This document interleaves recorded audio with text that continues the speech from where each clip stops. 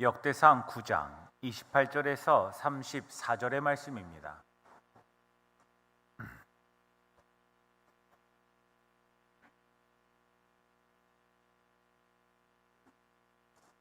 우리 신영국 전도사님께서 봉독하겠습니다.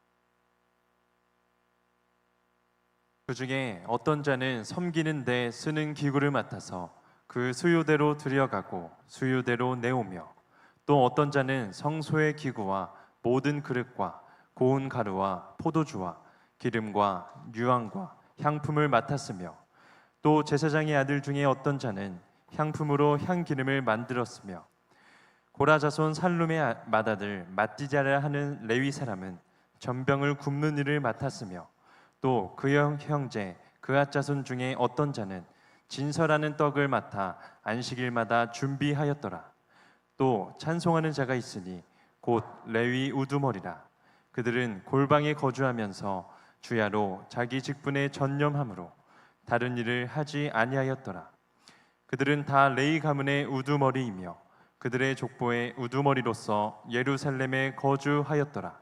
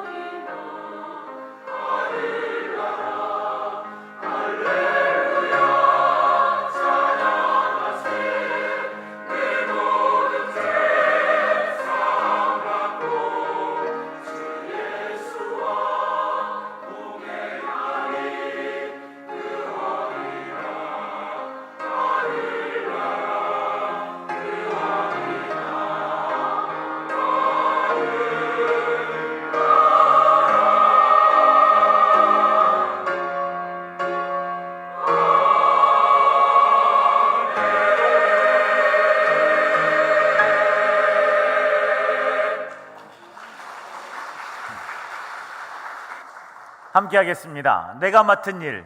내가 맡은 일. 어제부터 우리 여름 성경학교 유치부부터 시작했습니다. 아이들이 이렇게 막 풍선 가지고 뛰고 막 이러는 거, 그리고 주차장에 대형 풀장 이렇게 만들어서 애들 놀았거든요. 보기만 해도 즐겁더라고요. 예전에는 제가 교회 학교를 오래 했으니까 교회 학교 이제 전도사로 목사로 있을 때는 아이들이 저를 되게 잘 따랐어요.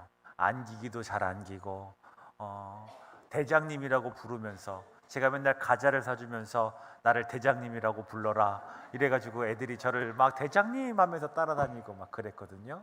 지금은 유치부에 갔는데 그 많은 아이들 중에 한 명도 저한테 오는 사람이 없어요. 안아주려고 그래도 안 오더라고요. 어제부터 이렇게 여름 성경학교 하는 거 보면서 너무 즐겁고 좋았습니다. 우리가 그 시간에 교사로 헌신하는 분들도 계시고 또 부장님으로 헌신하시고 어떤 분은 차량 운행으로 또 성경학교를 하게 되면 식사도 해야 되니까 식당에서 우리 권사님들이 식사 준비하시는 분도 계시고 기도해 주시는 분도 계시고 물질로 후원해 주시는 분들도 계실 겁니다. 그런데 여러분 어떻게 생각하세요? 이 모든 일들이 억지로 하게 되면 그놈의 성경학교는 맨날 해서 밥을 한 번에 몰아서 하든가 유치부 끝나면 유초등부에 줘야 되지, 청소년부에 줘야 되지, 청년부에 줘야 되지, 청년 2부에 줘야 되지, 그냥 한 번에 하지, 막 이런 힘듦으로, 이런 어려움으로, 불만으로 일을 한다면 어떨까요? 못할 겁니다. 굉장히 힘들고 피곤할 거예요. 모든 일들을 사람의 눈치 때문에 억지로 하게 되면 기쁨이 없지요. 우리가 주의 일을 기쁨으로 감당할 수 있도록 하나님 도와주세요. 하나님 힘을 주세요. 우리 이렇게 기도하시기를 바랍니다. 여러분 세대 차이 느껴보셨습니까? 세대 차이. 저는 잘 그런 거 못 느꼈는데 요즘 우리 전도사님들 보면서 느껴요. 이게 전도사님들 나쁘다 그러는 게 아니라 제가 전혀 생각하지 못하는 부분에서 톡톡 튀는 생각들을 너무나 잘하시는 거예요. 야, 어떻게 저렇게 잘하지? 막 이런 생각이 들어요. 저라면 그렇게 못했을 거예요. 아마 이것도 서로의 생각의 차이, 세대의 차이 아닐까요? 뭐 어른들도 마찬가지시겠지요. 그런데 만약에 지금 우리는 이제 보편적으로 90년대, 91년, 92년, 93년 별일 없이 이렇게 쭉 지나온 상태에서도 세대 차이를 느끼는데 만약에 이 중간에 6.25 전쟁 같은 대형 사건이 하나 땅 터졌으면 전쟁을 경험한 세대와 경험하지 않은 세대는 더 많은 차이를 느끼지 않겠습니까? 그럴 겁니다. 이처럼 이스라엘에도 그러한 일이 있었어요. 어떤 일이 있었냐면 엄청난 사건이죠. 이 북이스라엘이 일찌감치 멸망하고 남유다까지 멸망해서 어디로 포로로 끌려갔어요? 바벨론으로 포로로 끌려가서 70년을 살게 됩니다. 그러니까 이스라엘은 어떤 세대로 구분이 되겠냐면 이스라엘에 살다가 포로로 끌려간 세대, 그리고 그 포로로 끌려간 지역에서 바벨론에서 태어나서 이스라엘로 돌아온 세대. 이해가 되십니까? 이스라엘 땅에 살다가 나라가 망해서 끌려 올라간 세대와 그곳에서 태어나서 이스라엘로 돌아온 세대로 아마 세대 차이가 심하게 나뉘었을 거예요. 지금 역대기의 본문이 이때쯤에 기록이 된 겁니다. 고레스 칙령기에서 이스라엘로 돌아온 그 땅에서 태어나서 돌아온 이스라엘 백성들에게는 혼란이 있었을 겁니다. 어떤 혼란? 내가 태어난 곳은 어디예요? 블레셋인데, 아니 바벨론인데, 난 바벨론에서 태어났는데 고레스 칙령으로 너네 고향 이스라엘로 돌아가래. 이스라엘로 가서 봤더니 나는 바벨론에서 태어났다고. 우리 아버지나 우리 할아버지나 이스라엘에서 살아셨지 나는 바벨론에서 태어났다고. 그러면 이 사람은 지금 무엇에 대한 고민을 하고 있는 거예요? 내가 누군가? 내 핏줄이 과연 어딘가? 나는 어느 나라 사람인가? 바벨론 사람인가? 이스라엘 사람인가? 이런 고민을 하고 있는 겁니다. 이런 고민에 답을 해주는 성경이 어떤 성경이냐면 역대상, 역대하가 그 질문에 대답을 해주고 있는 겁니다. 그래서 역대기를 보면 1장부터 9장까지 길게 족보가 나오는 거예요. 이스라엘 백성들에게 무엇을 알려주는 거예요? 너네 이 족보를 보고 깨달아라. 너네 이렇게 이스라엘의 백성이다. 이스라엘의 후예다. 하나님의 택하신 이스라엘 백성이다를 알려주는 것이 역대기 1장에서 9장까지의 족보인 것입니다. 자, 이렇게 9장 1절부터 9절까지 8장까지 언급한 지파의 족보와는 달리 9장부터는 포로 생활에서 귀환한 12지파의 족보를 언급함으로써 그대가 끊어지지 않았음을 말해주고 있습니다. 특별히 레위 지파 사람들을 이제 소개하기 시작합니다. 포로 귀환 이후에 달라진 것이 있다면 지금까지 포로 이전에는 다윗 왕의 후손들이 왕을 했었다면 이제 다윗 왕의 가문의 사람들이 통치하지 않는다라는 겁니다. 그러다 보니 하나님께서 다윗에게 주신 언약은 영원한 건데 이스라엘 백성들에게서 그 약속은 기억 속에 지워져 가고 있는 것이죠. 이스라엘 백성들이 하나님의 말씀을 여전히 붙잡고 살아가기 위해서는 무엇이 회복돼야 돼요? 하나님의 약속이 회복이 돼야 돼요. 하나님의 약속을 다시 기억해야 돼요. 내가 영원한 하나님의 백성이라는 그 정체성을 찾아야 돼요. 그걸 찾아야지만 하나님께 예배를 드릴 수가 있지 않겠습니까? 내가 과연 누구인가? 내가 하나님의 자녀고 내가 하나님을 찬양하는 사람이다 라는 이런 성도로서의 정체성을 여러분들이 가지셔야지만 하나님께 예배하지 않겠습니까? 이스라엘 백성들도 그런 거예요. 내가 바벨론에서 태어나서 이스라엘 백성인지 아닌지 헷갈리고 있으면 내가 이스라엘의 하나님을 섬길 수 있어요, 없어요? 못 섬겨요. 바벨론의 신 섬길 수도 있잖아요. 그러니까 지금 이들에게는 정체성이라는 게 굉장히 중요한 거예요. 그래서 우리 자녀들을 위해서도 기도해 주셔야 됩니다. 우리 자녀들의 정체성이 하나님의 자녀라는 거, 그거 기억하면서 살게 해달라고 기도하셔야 됩니다. 여러분, 우리 이제 보면 이제 성전을 중심으로 이스라엘 사람들의 생활을 재편하기 시작합니다. 무엇을 중심으로? 성전을 중심으로. 이 성전을 중심으로 생활까지 재편을 해 나가면서 나의 정체성을 찾아가는 거예요. 그럼 무엇을 하면서 찾아요? 내 정체성을 찾아가면서 무엇을 함께 해야 돼요? 하나님께 예배하는 행위를 함께 해야 돼요.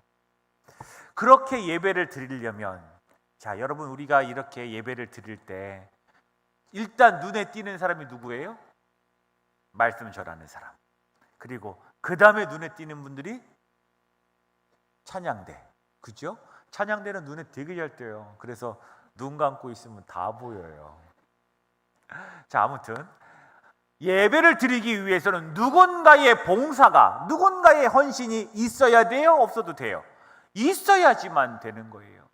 여기까지 오기 전에 주차장에서 안내를 하시는 분도 있고, 또 뭐 이렇게 주모를 나눠주시는 분도 있고, 엘리베이터를 눌러주시는 분도 있고, 지금 밑에서 열심히 식사 준비를 하시는 분도 있고, 지금 유치부부터 고등부까지 전체 부서가 예배를 드리고 있는데 거기에 교사로 헌신하는 분들도 있단 말이죠.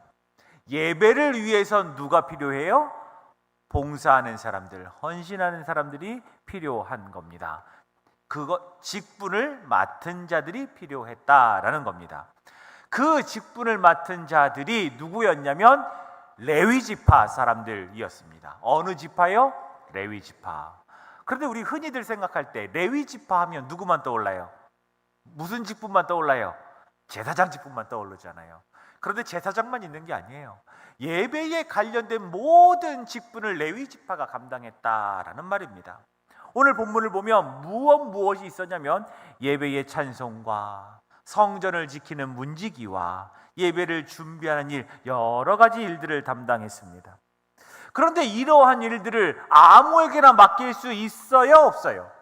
맡길 수 없어요. 제가 이전에 한 개의 교회에서 한 달 만에 그만둔 이야기 해드렸죠. 저는 어디를 가면 빨리 그만두고 그러질 않는데 왜 그만뒀냐면요, 자꾸 저한테 지휘시켜서 그만뒀어요. 저는 지휘를 하지를 못해요. 그리고 관심도 없고 하고 싶지도 않아요. 해본 적도 없고. 그런데 처음 나를 보자마자 거의 이제 순종해야 되는데 제 믿음이 부족했는데 거의 명령이죠. 지휘하세요. 성가대 지휘하세요. 내가 나이라도 많았으면 하겠는데 그때 22살이었던 것 같아요. 고등학교 때 이거 4분의 4박자 해본 게 전부인데 지휘를 자꾸 하래잖아. 그래서 이미 갔으니 어떻게든지 해보려고 그랬는데 뒤를 돌아서 이렇게 막 성가대를 보고 있으면 저를 보는 그 시선이 너무 따가운 거예요. 막 사람들 보면 막 이렇게도 하는데 난 죽어도 그렇게 못하겠고. 그래서 한 달 만에 결론을 내렸죠. 그만둬야 되겠다. 그런데 세상이 되게 좁은 게 우리 지지난주에 저녁 예배 때 갔잖아요. 거기 대표 회장님이 그때 담임 목사님이셨어요. 어떻게든지 만나긴 만나더라고요. 아무튼 저한테 지휘 안 시키고 제가 잘할 수 있는 거 시켰으면 저 충성했을 거예요. 그렇지 않아요? 안 되는 걸 억지로 끼워 맞추니까 뭐예요? 못하는 거예요. 안 하는 게 아니라 못하는 거라고. 할 수 있는 거를 시키는 거예요. 우리 하나님이 못하는 거를 억지로 끼워 맞추시겠냐고요. 하나님은 우리의 머리털을 아신다고 그래요? 모르신다고 그래요? 아신다고 그래요. 우리 내장도 지으셨다고 그래요. 그러면 하나님께서 우리에게 맡겨주시는 일은 무엇일까요? 우리가 할 수 있는 일을 맡겨주시는 거예요. 할렐루야. 오늘 레위 지파 제사장들에게 여러 가지 일들을 맡겨주셨습니다. 아무에게나 맡긴 것이 아니라 각자에게 주신 은사대로 맡겨주셨다라는 것입니다. 본문에 나오는 모든 사람들은 어려운 중에서도 앞장서서 예배의 회복을 위해 헌신했던 사람들입니다. 오늘 특별히 여러 모습의 여러 레위인들 중에서 고라 자손에 대한 내용을 살펴보며 함께 은혜를 나누겠습니다. 내가 맡은 일 첫 번째입니다. 문지기의 사명을 다하는 고라 자손. 자, 여러분, 고라 하면 떠오르는 사건 있으시죠? 바로 고라의 반역, 고라의 반란, 고라의 반역이 떠오릅니다. 그를 쫓는 르우벤 사람들의 반란 사건입니다. 그래서 결국 이 사람들은 굉장히 엄청난 심판을 당하죠. 민수기 16장 1절과 2절까지만 보겠습니다. 시작. 레위의 증손 고핫의 손자 이스알의 아들 고라와 르우벤 자손 엘리압의 아들 다단과 아비람과 벨렛의 아들 온이 당을 짓고 이스라엘 자손 총회에서 택함을 받은 자 곧 회중 가운데에서 이름 있는 지휘관 250명과 함께 일어나서 모세를 거스르니라. 자, 모세를 뭐 했대요? 거스르느니라. 누가요? 고라와 그 일당들이 모세를 거슬렀대요. 모세는 누가 세우셨어요? 하나님이 세우신 건데 하나님을 세우신 모세를 거스렸다라는 것은 결국 하나님을 대항하는 꼴이 돼버렸습니다. 자, 그럼 왜 대항했나? 왜 거스렸나 봤더니 너만 제사장 하냐? 나도 제사장 할래. 이것 때문에 그래요. 너만 앞에 있냐? 나도 앞에서 일할래. 이것 때문에 고라가 반역을 일으켰다고요. 너네만 좋은 거 하냐? 나도 그거 해볼래. 그런데 그렇게 비빌 만한 사람이었어요. 이제 촌수가 같거나 막 형제지간이거나 이러면 비슷하잖아요. 그럼 어떻게 해요? 그렇게 한 번쯤은 생각해 볼 수 있잖아요. 아니, 나랑 급수도 같은데 촌수도 같은데 나라고 못할까? 나는 왜 이거 해야 되지? 이런 생각 충분히 할 수 있지 않겠어요? 자, 보니까 모세가 누구냐면요, 고핫이라는 사람의 손자예요. 그러면 아론도 당연히 고핫의 손자겠죠? 그런데 오늘 여기 나오는 고라도 똑같이 고핫의 손자예요. 그러니까 모세와 아론과 고라는 촌수가 동급이에요. 사촌지간이니까 같아요. 그러니까 한 번쯤은 생각해 볼 수 있는 거죠. 쟤네는 맨날 제사장하고, 쟤네들은 사람들이 막 우리 제사장이라고 막 욕도 많이 먹었겠지만 이렇게 앞에 서 있는 사람이 되어 있잖아요. 그러니까 자기들도 그거 하겠다라는 거예요. 그런데 하나님께서 허락하지 않으셨죠. 결국 모세와 아론을 지도자와 제사장으로 친히 세우신 하나님을 향한 반역이 되어 그들은 갈라진 땅에 빠져 죽게 됩니다. 여기서 반역을 하고 있는 고라가 잊어버린 것이 있죠. 아론의 가문을 제사장으로 세운 사람은 누구예요? 모세가 아니라 여호와 하나님이시라는 거. 결국 모세와 아론을 지도자와 제사장으로 세운 하나님을 향한 반역이 되어 그들에게 심판이 임하게 됩니다. 자, 이렇게 고라와 그 일당들이 죽었을 때 굉장히 많은 숫자가 죽거든요. 그렇게 죽었을 때 모든 원망은 누구에게 갔을까요? 그 앞에 누가 서 있어요? 누구와 일당들? 고라와 일당들. 그러면 주동자는 누구다? 고라. 그러면 우리 아버지가 죽었을 수도 있고, 그 일에 참여해서 내 아들이 죽었을 수도 있고, 내 형제들이 죽었을 수도 있고, 많은 사람들이 죽었기 때문에 연관되어 있는 사람이 굉장히 많을 거예요. 그때 원망은 누구한테 가요? 고라, 저것 때문에 우리 아버지가 죽었어. 고라 저놈 때문에 우리 형이 죽었어. 이렇게 충분히 손가락질 받을 만해요. 그런데 문제는 고라가 죽었어요. 그러면 그 비난의 화살은 누구에게 갈까요? 고라의 자손들에게 비난의 화살이 가게 됩니다. 그래서 유다서 1장 11절을 보면 유다서에 이르러서까지 고라 자손 고라의 패역을 말합니다. 1장 11절입니다.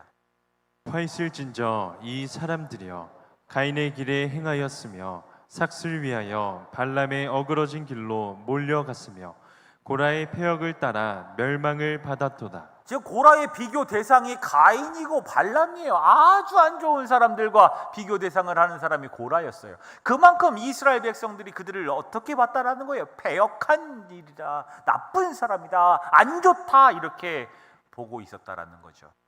아무래도 그럼 고라의 자손들은 그런 불명예를 지니고 살아가야 했을 것입니다.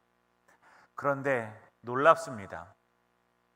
사람 같으면 고라의 자손들 해서 제껴놓고, 아니 제해놓고 일을 안 시킬 수도 있어요. 그런데 우리 하나님은 고라의 잘못은 기억지 않으시고 고라의 자손들을 하나님 보시기에 귀하게 사용하십니다. 우리가 대표적으로 볼 수 있는 게 있죠. 시편입니다. 시편에 고라 자손이 쓴 시 이렇게 돼 있는 거 있죠. 그 11편이 있어요. 그리고 다윗 시대에 다윗 왕 시절의 3대 악장 중에 한 명인 헤만이라는 사람이 고라 자손이에요. 그리고 또 누가 하나님 앞에 귀하게 쓰임 받았냐면, 여러분 누구냐면요, 사무엘 선지자가 고라 자손입니다. 그렇게 손가락질 받던 고라 자손 중에 한 명인 사무엘 선지자예요. 이후에도 형전 문지기 여러 가지로 사용을 받게 됩니다. 비록 고라는 제사장이 되고 싶어했던, 으뜸이 되고 싶어했던 고라였지만 그의 자손들은 하나님께서 주신 직분이라면 어떤 것이든 잘 감당해 나갔습니다. 그들이 맡은 일 중에 하나가 성전 문지기였습니다. 여기서 이제 살룸이라는 사람이 나와요. 9장 17절 한번 보겠습니다. 시작. 문지기는 살룸과 아굽과 달몬과 아이만과 그의 형제들이니 살룸은 그 우두머리라. 자, 살룸과 아굽과 달몬과 아이만인데 그의 형제들이니 살룸은 그 우두머리라. 자, 살룸이라는 이름이 2번 나왔죠. 거기다 또 우두머리래요. 그러니까 꼭 기억하고 계세요. 좀 이따 또 나옵니다.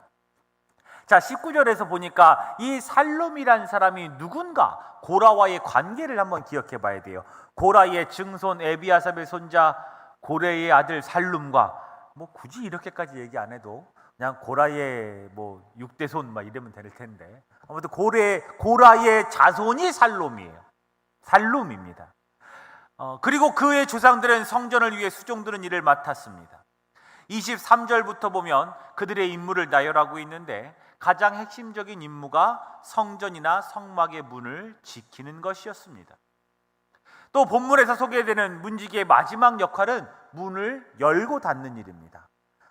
성문을 아침에 열고 저녁에 닫는 거, 그런 일을 했다고요. 26절과 27절입니다.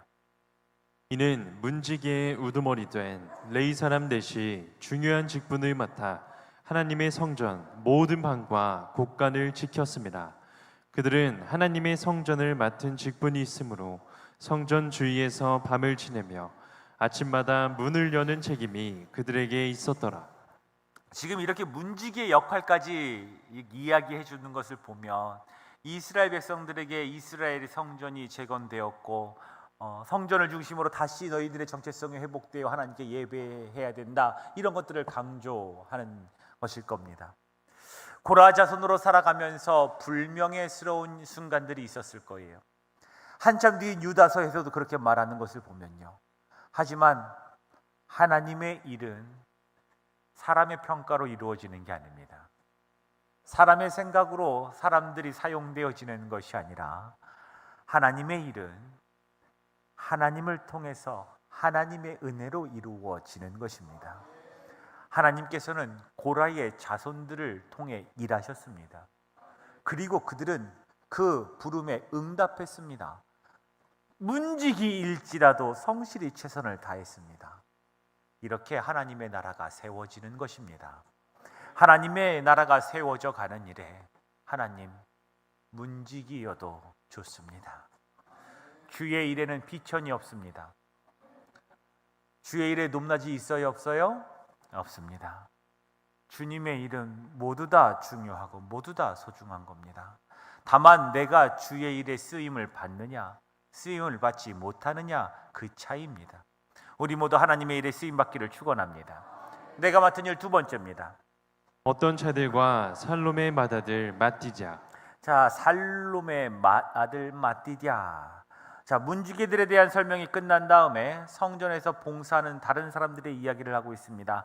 28절, 29절 보면 제사 때 쓰이는 그릇을 담당하는 사람, 30절에서는 향품으로 향기름을 만드는 사람, 31절에서 제사 때 드리는 떡을 굽는 사람, 32절에서 안식일마다 떡을 진설하는 사람, 그 다음 절에서 찬송하는 사람, 이렇게 나옵니다.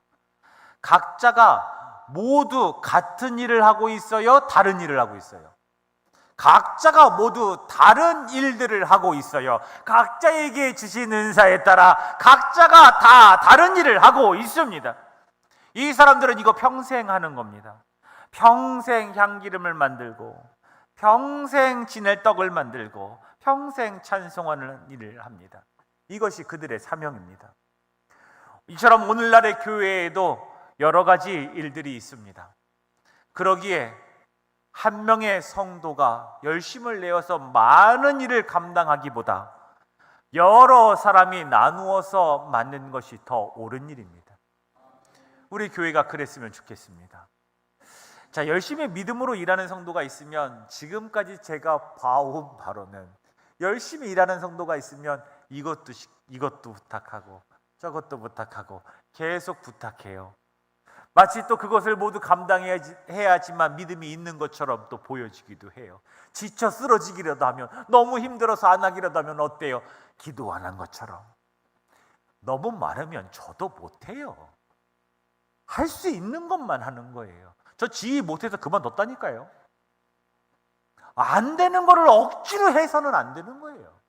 하나님께서 할 수 있는 여건을 주시고, 하나님께서 할 수 있는 마음을 주시고, 하나님께서 할 수 있는 그러한 기회를 주시면 하는 거예요. 그런데 그렇게 주셨는데도 그런 걸 보통 이제 누가 주냐면, 제가 연말까지 기도하잖아요. 기대하세요.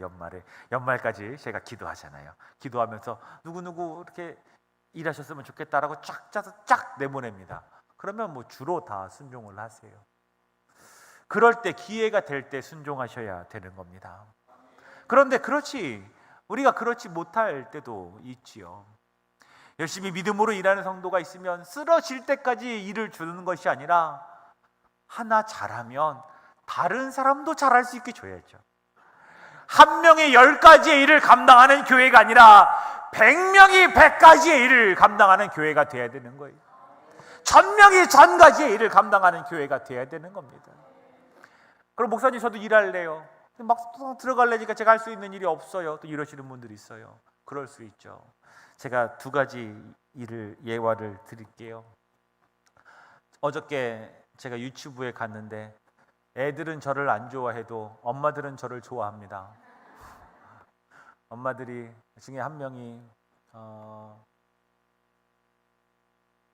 아이를 위해서 기도 제목을 내놓은 분이 계세요. 이 아이가 말을 하기 시작하면, 말을 할 때 교회에서 대표 기도를 했으면 좋겠다. 이런 기도 제목을 가지고 있는 모습이 얼마나 멋있습니까? 여러분, 이 정도의 주의 일을 향한 열심이 있으셔야 됩니다. 부모님들이라면 이 정도의 마음을 좀 가지셔야 되는 것 아니겠습니까? 내 아들이, 내 딸이 하나님 앞에 나와서 기도했으면 좋겠다. 그것도 첫 번째로 기도했으면 좋겠다. 저 너무나 감동받았습니다. 그리고 또 어떤 지사님이 계세요. 우리 교회 신자 2년 정도 되셨나 그러실 겁니다. 근데 이 지사님께서 자기가 아무리 봐도 할 수 있는 일이 없더래요.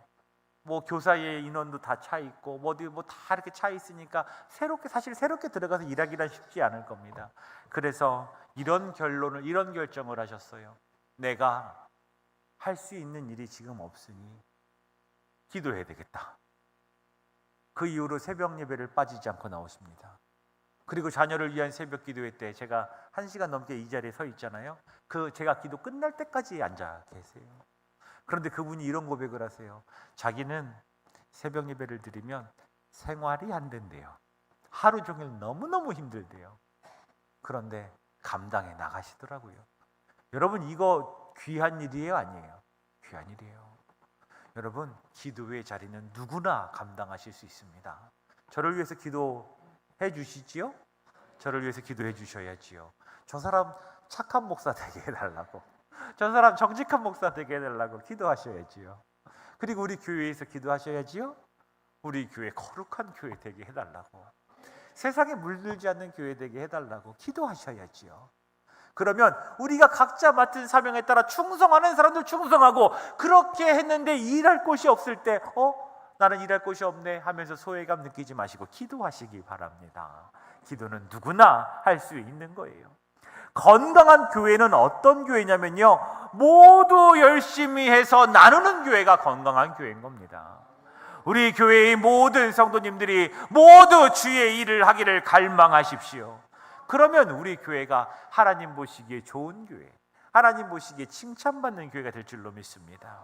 자, 이제 여기서 우리가 잘 알지 못했던 사람의 이름을 한번 살펴보겠습니다. 오늘 28절부터 읽었던 성전 내부를 담당했던 레위 사람들의 명단을 보면 그 중에 이름 한 명이 기록되어 있는데 누구냐면 마띠갸라는 사람이 기록되어 있어요. 이름도 어려워요. 마띠갸예요. 다른 사람들의 이름은요, 어떤 자로만 기록되어 있습니다. 그런데 이 사람은 이름이 기록되어 있어요. 마띠갸. 왜 기록하고 있을까요? 기억하라는 겁니다. 누구를요? 마띠갸를 기억하라는 거예요. 그냥 보지 말고 자세히 그를 보라는 거예요. 그러면 그가 무슨 위대한 일을 했냐? 아니요, 그냥 전병 굽는 일 했어요. 제사 지낼 때 떡 굽는 일만 했다고요. 그런데 왜 마띠갸의 이름만 기록했을까요? 분명 하나님 보시기에 무엇인가 특별한 사람이 그에게 있었던 거예요. 분명 무엇인가 다른 점이 있었기에 하나님께서는 성경에 그의 이름을 기록하셔서 평생 기억에 남게 하셨던 겁니다. 여러분, 떡 굽는 일 누가 알아줘요, 안 알아줘요? 안 알아줘요. 누가 인정해 주지도 않습니다. 더 앞서서 일하는 제사장들과 차이도 많아 보입니다. 알아준다고 하면 제사장을 알아주겠죠. 앞에 있는 사람들을 알아주겠죠. 누가 인정해 주겠습니까? 그런데도 그는 무엇을 해요? 떡을 구워요. 최선을 다해서 구웠을 겁니다. 그러니까 하나님께서 그의 이름을 기억하시지요. 여러분, 주의 일을 할 때 그냥 하지 마시고 기도하시면서 최선을 다해서 하십시오. 하나님께서 내 이름을 기억하시면 그걸로 족한 겁니다. 마띠갸는요, 하나님의 성전이라는 큰 집에서 일한 사람입니다. 그냥 우리가 보기에는 한낱 떡 굽는 사람인데, 누가 알아주지도 않고 누가 관심 가져주지도 않는 사람인데, 누구 한 사람의 인정도 받지 못한 사람인데, 그런데 하나님의 인정을 받아요. 여러분, 우리가 기억해야 될 것이 있습니다. 하나님 앞에선 누가 차이가 없어요. 제사장이나 떡을 굽는 자나 모두 하나님 앞에서는 뭐일 뿐이에요? 하나님의 자녀일 뿐이에요. 맡겨주신 사명이 다른 거예요. 지금 여러분들이 세상의 직업이나 교회에서의 직분, 봉사하는 모양은 모두 다를 겁니다. 그런데 그게 사람 간의 차이라고 생각하지 마세요. 하나님 앞에서는 똑같아요. 그러므로 나에게 주어진 환경에서 최선을 다하시기를 소망합니다. 여러분들이 처해 있는 상황과 환경이 다 달라요. 그래서 내가 주의 일을 할 수 있는 범위도 제한적이에요. 이게 마냥 믿음으로만 모든 일을 할 수 있는 게 아니라니까요. 우리에게 주어진 환경이 있잖아요. 그러므로 여러분, 신앙생활 하실 때 내가 이것을 못해, 그래서 죄인처럼 신앙생활 하지 마세요. 우리 하나님이 하게끔 하게 하시면 다 해요. 할 수 있어요. 그때 하는 거예요. 내가 못하는 사정이 있으면 못할 수도 있는 거죠. 그러니까 내가 죄인처럼, 내가 잘못한 사람처럼, 내가 뭔가 부족해가지고 못하는 것처럼 그렇게 기죽어서 신앙생활 하지 마세요. 하나님께서는 우리를 어떻게 생각하세요? 천하보다도 귀하게 여기는 생명, 귀하게 여기세요. 그리고 때가 되면 무슨 일을 시키시겠죠. 누구를 통해서 시키실까 가만히 봤더니 연말에 김연아 목사를 통해서 시키실 겁니다. 어쨌든 우리 하나님께서 여건을 주시고 상황을 주실 겁니다. 그러니까 멋지게 신앙생활 하세요. 기분 좋게. 하나님께서 나의 삶을 인도하신다는 확신을 가지고 신앙생활 하세요. 자, 마지막으로 마띠다를 이야기할 때 그 아버지가 누구인지를 소개합니다. 31절 보니까 고라 자손 살룸의 맏아들 마띠자. 누구의 아들? 살룸의 아들. 고라 자손 살룸의 장남이 마띠다였습니다. 기억나시죠? 아까 2번 나왔다는 사람, 우두머리라고 하는 사람이 살룸이었습니다. 그러니까 아버지는 성전 문지기로 하나님께 충성을 했고, 아들은 제사 때 드릴 떡을 굽는 일을 하며 하나님께 충성을 했습니다. 대를 이어 하나님을 위해 헌신하고 있는 겁니다. 여러분, 그런 기도 해보셨습니까? 내 자식이 나와 똑같이 주의 일을 했으면 좋겠다. 내 자식이 주의 충성된 일꾼이 되었으면 좋겠다. 주님의 성전에 귀한 기둥이 되었으면 좋겠다. 이렇게 기도하고 계십니까? 기도하셔야 됩니다. 오늘 이 살룸과 마띠다처럼 아버지도 충성하고 아들도 충성하는 그런 집들이 돼야 됩니다. 지금 그들은 대를 이어 하나님을 위해 헌신하고 있습니다. 이런 모습들을 위해서 살룸을 기억하시고 마띠다를 기억하셔서 영원히 기억나도록 성경에 기록하신 것 아니겠습니까? 사랑하는 성도 여러분, 우리도 자자손손 하나님의 일을 위해 충성하는 가문이 되기를 바랍니다. 그러할 때 우리의 이름 역시 하나님께서 기억해 주실 것입니다. 빵을 굽던 마띠다는 무명한 자입니다. 밖에 나가면 아무도 모릅니다. 누가 압니까? 그러나 하나님은 그 이름을 기억하시는 유명한 자였습니다. 우리 모두가 세상에서는 무명한 자 같아도 하나님 앞에서 유명한 자가 되기를 주님의 이름으로 축원합니다. 기도하겠습니다. 거룩하신 하나님 아버지, 오늘도 하나님 앞에 나와 말씀을 듣게 하시니 감사를 드립니다. 무명한 자 같으나 우리 하나님 앞에서 유명한 자로 살게 하여 주시옵소서. 예수님의 이름으로 기도드립니다. 아멘.